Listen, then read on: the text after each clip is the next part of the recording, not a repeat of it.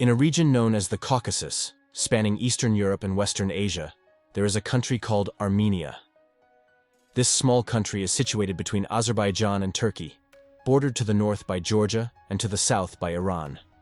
Its area covers only 30,000 square kilometers and is home to approximately 3 million inhabitants, many of whom work abroad and send remittances to support their families in their home country. Due to its restrictive geography, commercial activities are limited, and remittances sent by citizens abroad play a crucial role in the country's economy. Additionally, political tensions with Turkey to the west and Azerbaijan to the east make it difficult to establish trade partnerships with these two countries. Without direct access to the sea, Armenia's trade interactions are primarily conducted by land, through Georgia and Iran, or depend on air transport to meet the country's needs.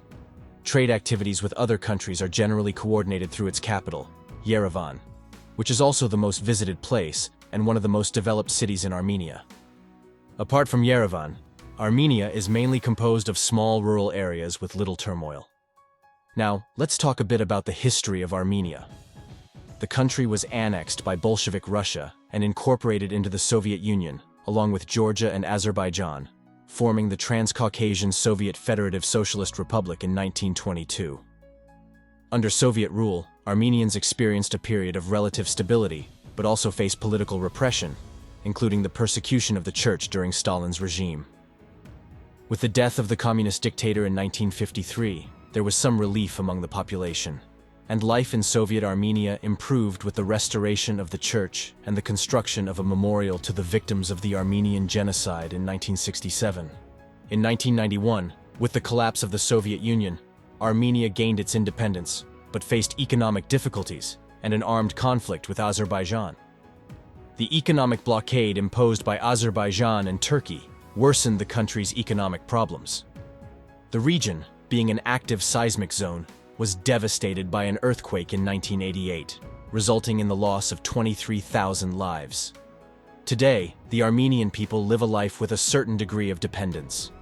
In Yerevan, the atmosphere is not particularly cheerful or happy, reflecting concerns and a sense of tension, especially among adult men, who seem more stressed compared to women. On the other hand, women are notably elegant and well-presented, demonstrating a higher vitality than men. They enjoy walks, relax in cafes, take photos in squares, and dress stylishly. Armenian women reflect a timeless elegance, each carrying a distinctive blend of grace and cultural heritage. Their radiant skin often complements the richness of their features, giving them a natural and glowing beauty. It is important to note that some of the people you may encounter in Armenia might have temporarily moved to the country after events in Russia and Ukraine, so not everyone on the street is necessarily an Armenian citizen. Especially when observing the features of some women, it is possible to identify Slavic traits, indicating that they come from Russia. It is said that Armenian men, especially after the wave of immigration from Russia, have a particular preference for Russian and Ukrainian women and are influenced by them.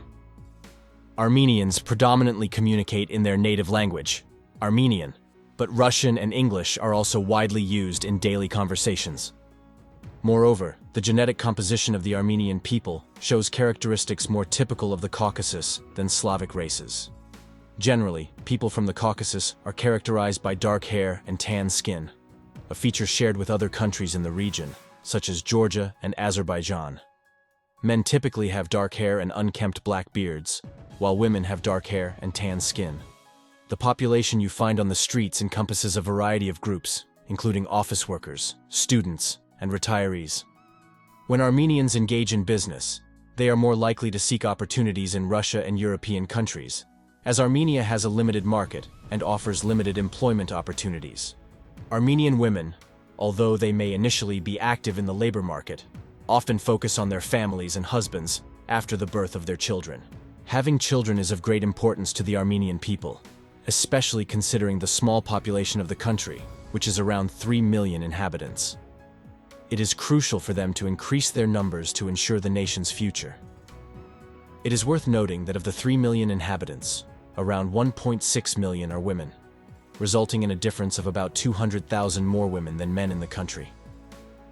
With young men migrating to other European countries, Armenians face the challenge of maintaining and increasing their population in their own country. Regarding Armenian men, it is important to mention that they also show great enthusiasm for betting on sports competitions.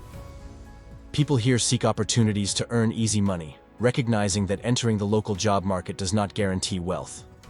On the streets of the capital, Yerevan, cleanliness is notable, and a variety of vehicles circulate, covering various budgets. However, when it comes to the main streets, something peculiar stands out. Pedestrians often cross the street without paying much attention to traffic lights, opting to do so when it is convenient for them, regardless of whether the light is red. It seems that there is no strict penalty system to deter them from doing so. A significant challenge in Yerevan, especially in the summer months, is the extremely dry and hot weather, with little humidity in the city.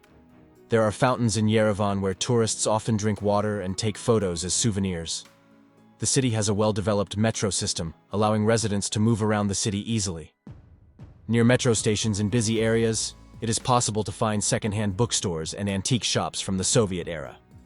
In addition to tangible artifacts, Yerevan houses many statues and architectural elements that date back to the Soviet era. Many buildings in the city center, which are still in use, are over 30 years old and bear the characteristics of that era. The squares in the capital, especially on weekends, are filled with activities. People like to spend their time in parks and cafes. The attendants in the cafes are friendly and helpful, striving to offer excellent service, and do not hesitate to pose for photos. However, it is important to avoid political discussions with the locals, as Armenia faces ongoing internal and external political turmoil, which can lead to conflicts between people.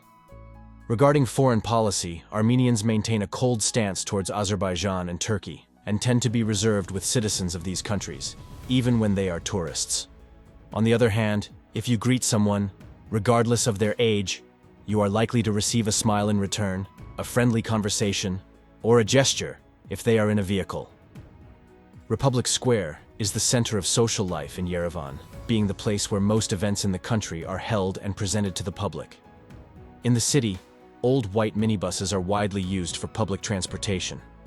Another notable aspect in Yerevan is the police who patrol the city in uniforms reminiscent of the military, maintaining public order and ensuring the welfare of the citizens. Additionally, the population occasionally protests and demonstrates against the government, so the police maintain constant vigilance to prevent potential disturbances, ensuring public order. One of the biggest shortcomings in Yerevan is related to families with children. Interestingly, the city lacks adequate recreational areas where children can play and have fun comfortably. If you visit the city with your children, you won't find dedicated spaces for them, and they often end up playing in the streets, requiring constant supervision.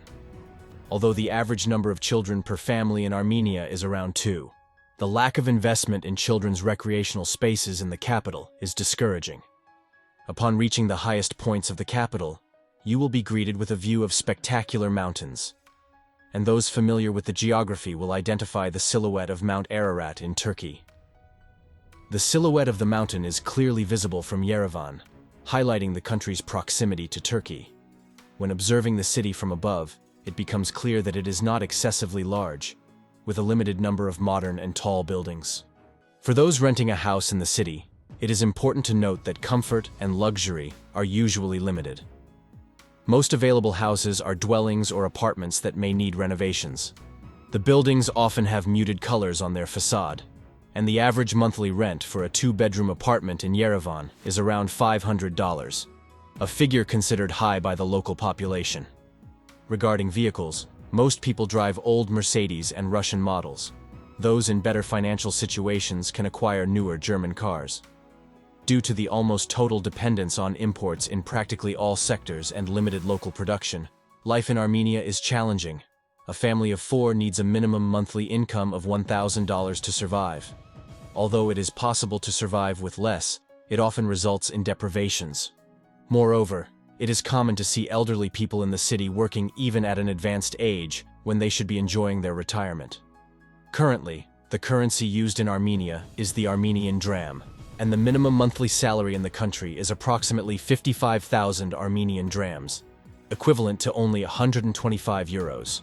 The average monthly income of an individual ranges between $300 and $400, placing it not only below the European, Arab, and American average, but also below many Balkan countries.